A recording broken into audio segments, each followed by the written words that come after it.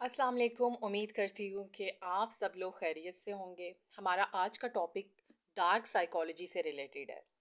Dark psychology में specifically हम आज ये बात करेंगे कि किस तरह से लोग दूसरों के दिमाग को मैनिपुलेट करते हैं और उनको कंट्रोल करना शुरू कर देते हैं। अगर आप हमारे चैनल पे न्यू हैं तो चैनल को सब्सक्राइब करना मत भूलें। वीडियो को लाइक और शेयर ज़रूर कीजिए। अच्छा जी, हमने ये देखा होगा कि हमारे इर्द गिर्द बहुत से ऐसे लोग हैं जो कि डार्क साइकोलॉजी या डार्क ट्रेड पर्सनालिटी रखते हैं। और वो किस तरह से हमें कंट्रोल कर रहे हैं, हमें इस चीज़ का अंदाज़ा भी नहीं होता। हो सकता है कि हम भी उन लोगों में से हों। तो ये वीडियो जो जो सुन रहे हैं वो खुद अपनी पर्सनालिटी को भी एक बार ज़रूर देखें कि क्या हम तो आया ऐसी कोई हरकत नहीं कर रहे।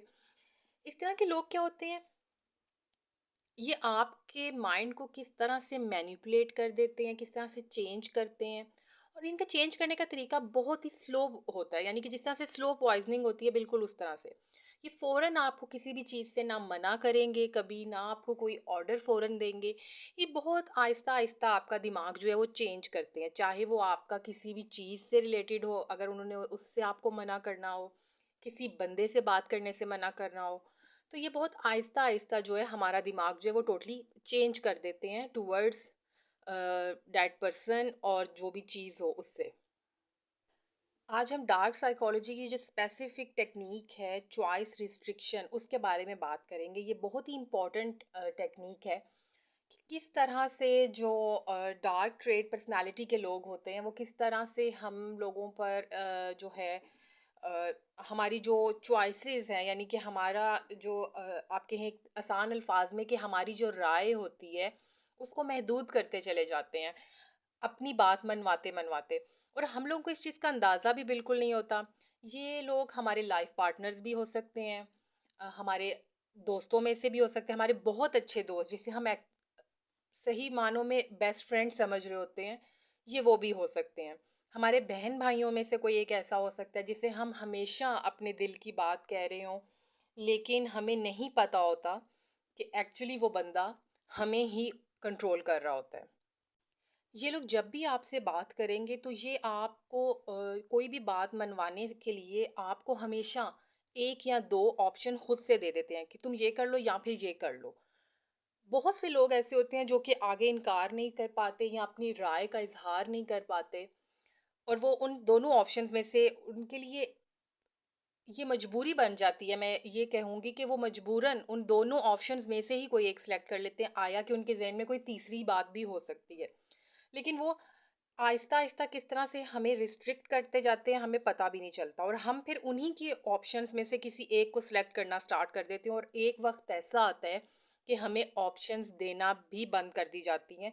सिर्फ एक बात की जाएगी जो कि हमें माननी ही माननी होती है। ये बिल्कुल इस तरह से ही है कि इसकी एग्जांपल आप ले लें कि कोई हमें एक बंद कमरे में लाके खड़ा कर देता है, और अब हमारे पास कोई एक मतलब चारा नहीं है या कोई ऑप्शन नहीं है सवाए इसके कि हम एक उस जो एक ही सुराख या एक ही खिड़की उस कमरे में मौजूद है उसको देखते रहें, क्योंकि उसके अलावा हमारे पास कोई और रास्ता या ऑप्शन नहीं है। अच्छा जी, इसकी मिसाल यानी इसकी एग्जांपल मैं इस तरह से दूंगी कि फॉर एग्जांपल अगर एक कपल है और उसमें से जो एक पार्टनर है वो आपको इस तरह से ऑप्शन करे कि मैंने आज इधर जाना है और वो नहीं चाह रहा कि आप साथ जाएं, तो वो साथ ही आपको कह देगा कि मुझे यहाँ जाना है तो तुम तो ये कर लो, या कोई भी वो आपको खुद से काम सुजेस्ट कर देगा। और आपका भी फौरन माइंड ये कहेगा कि हाँ ठीक कह रहे, ठीक है मैं ऐसे कर लेती हूँ। तो आप फौरन से उस बात को मान लेंगी और आप ज़रा ये नहीं सोचेंगे कि क्या मुझे भी साथ जाना चाहिए या मुझे भी वो काम करना चाहिए जिस पे मेरा दिल खुश है। लेकिन हम अपनी राय का इज़हार वहाँ पर नहीं कर पाते, और उन 2 ऑप्शंस में से ही एक जो है, वो हमें चूज़ करनी पड़ती है। मैं ये नहीं कह रही कि इसमें सिर्फ़ जो हस्बैंड हैं वो ही अथॉरिटेटिव होंगे, इसमें फ़ीमेल्स भी बाज़ औक़ात अपने शोहरों पर इस तरह की बात कर रही होती हैं कि तुम ये इस या इसमें से ही कुछ करोगे, और तीसरा ऑप्शन नहीं दिया जाता। और एक टाइम फिर ऐसा आता है कि वो ऑप्शंस ख़त्म करके क्या बात को इस तरह से हमेशा किया जाता है कि तुम तो यही करोगी, और वहाँ इंसान एक सोच में खामोशी इख्तियार कर लेता है, और वो यही कहता है कि हाँ मैं यही करूँगी। आपने ज़रूर ऑब्जर्व किया होगा कि कुछ लोगों का पूछने का तरीका इस तरह का होता है कि तुम क्या कहते हो। इसमें ये होता है कि वो हमें मुकम्मल तौर पर आज़ादी दे रहा है अपनी राय की, कि हम अपनी राय का इजहार कर सकते हैं। लेकिन कुछ लोग जब जहाँ पर हमारे लिए ऑप्शंस पहले से क्रिएट करके हमें पूछ रहे हों कि इन दोनों में से तुम क्या करोगी, तो वहाँ आपके लिए क्वेश्चन होना चाहिए दिमाग में कि ये मुझे ऑप्शंस क्यों दे रहा है। मैंने ऐसी बहुत सी पढ़ी लिखी लड़कियां देखी हैं जो कि शादी के बाद अपनी पर्सनालिटी को बिल्कुल चेंज कर लेती हैं, सिर्फ इसलिए क्योंकि जी उनके ससुराल वाले या उनके हस्बैंड्स जो हैं वो उनको इसी तरह का ऑर्डर दे रहे हैं कि तुम इसी में से कुछ करोगी, तुम पे वो चीज़ नहीं ठीक लग रही। आप अपने दिल से ज़रूर पूछें कि आपको क्या ठीक लग रहा है। अपनी पर्सनालिटी किसी के कहने पर बिल्कुल चेंज मत करें।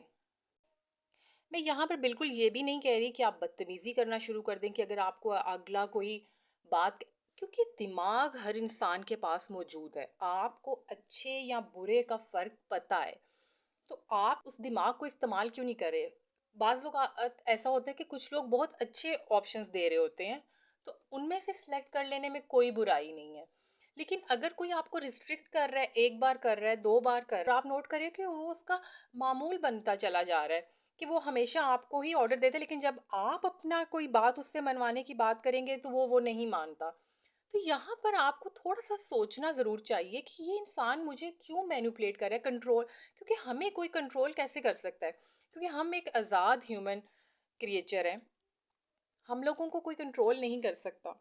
तो इसलिए आप लोगों को ज़रूर इस बारे में सोचना चाहिए कि आया हम किसी के हाथों कंट्रोल तो नहीं हो रहे, हमारी अपनी राय किधर है, हमारी अपनी आवाज़ कहाँ पर है।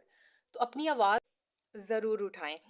ज़्यादातर देखा गया है कि जो हमसे बड़े होते हैं या जिन लोगों को ऐसे लग रहा होता है कि हम उन वो हम पर ऑर्डर चला सकते हैं, वो लोग ज़्यादातर हमें कंट्रोल कर रहे होते हैं। लेकिन आप ज़रूर देखें, बदतमीज़ी मत करें, मैं फिर बार बार यही चीज़ कहूँगी। लेकिन एटलीस्ट अपनी राय का इजहार ज़रूर एक बार कर दें, ताकि अगले को भी पता हो कि इसको भी पता है कि क्या अच्छा है और क्या बुरा है, लेकिन वो फिर भी मेरी बात मान रहा है या मेरी बात सुन रहा है, तो इसमें अगले का बड़ापन है। तो इसलिए अपनी राय का इजहार ज़रूर किया कीजिए। किसी के कहने पर फ़ौरन अपनी पर्सनालिटीज़ को चेंज मत करें। हाँ, अगर कोई पॉजिटिव सेंस में आपकी पर्सनालिटी चेंज कर रहा है तो प्लीज़ उसकी बात ज़रूर सुने। लेकिन जहाँ आपको पता चल जाए कि अगला आपके साथ गलत कर रहा है, वहाँ आप खामोश मत रहें, अपनी आवाज़ को ज़रूर उठाएं और दूसरों से कंट्रोल होना प्लीज़ बंद कर दें। क्योंकि जब आप दूसरों से कंट्रोल होते रहते हैं तो एक इंसानी दिमाग है, वो कितना बर्दाश्त करेगा, कितना ले सकता है। उसके बाद फिर हमारे पास लोग क्लाइंट्स आ रहे होते हैं कि जी मैं डिप्रेशन में चली गई हूँ, मेरी कोई बात नहीं सुनता।